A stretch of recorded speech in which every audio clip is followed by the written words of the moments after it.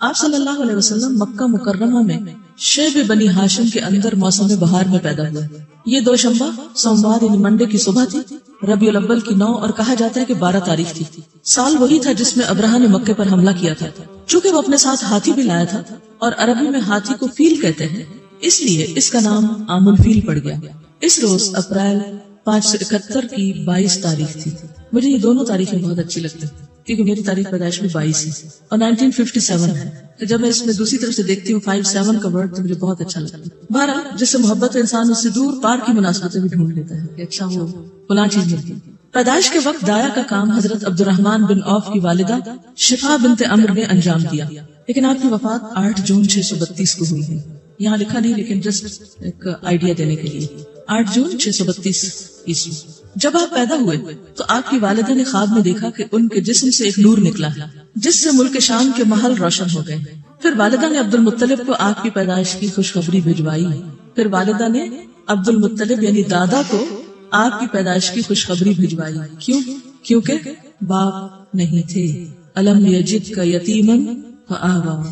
وہ شاداں و فرحاں تشریف لائے اور آپ کو خانہ کعبہ میں لے جا کر اللہ تعالیٰ سے دعا کی اور اس کا شکر ادا کیا اور اس توقع پر کہ آپ کی تعریف کی جائے گی آپ کا نام محمد رکھا. پھر عرب کے دستور کے مطابق 7ویں دن عقیقہ اور ختنہ کیا اور لوگوں کی دعوت کی. یہ عقیقہ اور ختنہ دور جاہلیت میں بھی ہوتا تھا. یہ سنت تھی کس کی؟ ابراہیم علیہ السلام کی.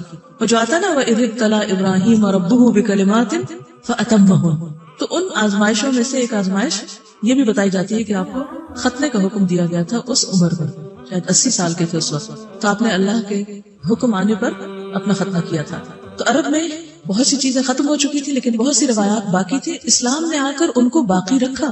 بعض لوگ یہ سمجھتے کہ دور جاہلیت کفار شاید بالکل ہی ملحد لوگ تھے، اگرچہ الحاد بھی تھا.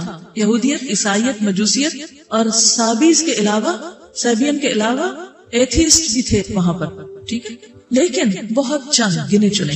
مکہ میں خاص طور پر میجورٹی مشرکین کی تھی. تو یہاں پر آپ دیکھیے کہ اگرچہ وہ مشرک تھے لیکن ان کے اندر حج کا کانسیپٹ موجود تھا. اس میں بھی کئی خرافات بدعات شامل ہو گئی تھی. ننگے حج کرتے تھے اور کچھ اور غلط کام کیا کرتے تھے.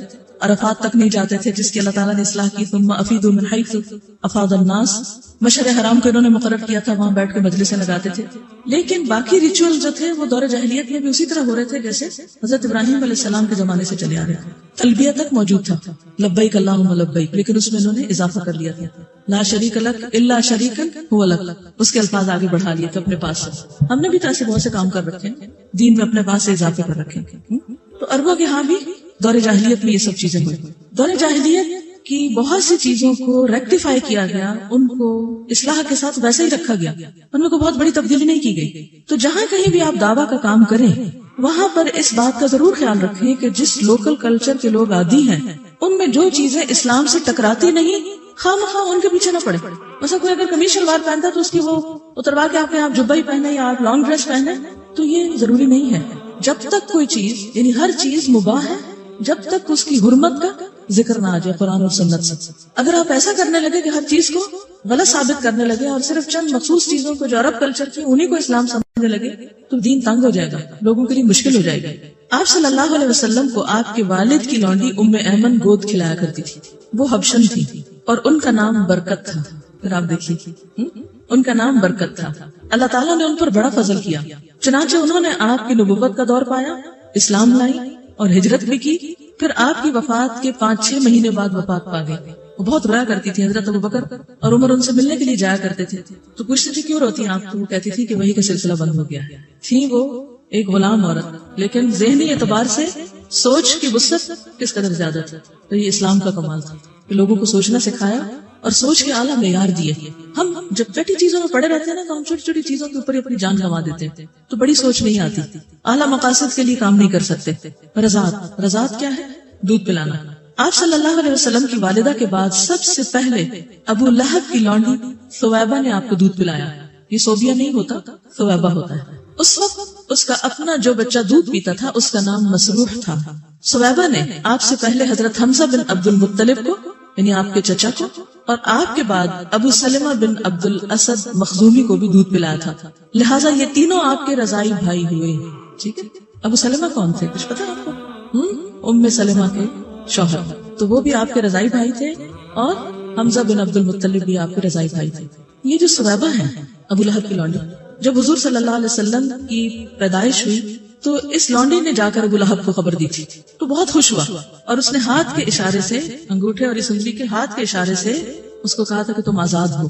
ابو لہب کی وفات کے بعد، یہ واقعہ بخاری میں آتا ہے، ابو لہب کی وفات کے بعد اس کے کسی رشتہ دار نے اس کو خواب میں دیکھا، پوچھا تمہارا کیا حال ہے؟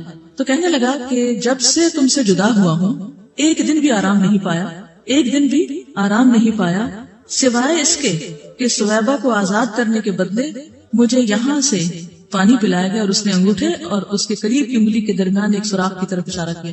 یہ ہوتا نا چھوٹا سا یہ لکیر کے اوپر سوراخ سے، کیونکہ اس نے اس کو یوں کہا تم آزاد ہو.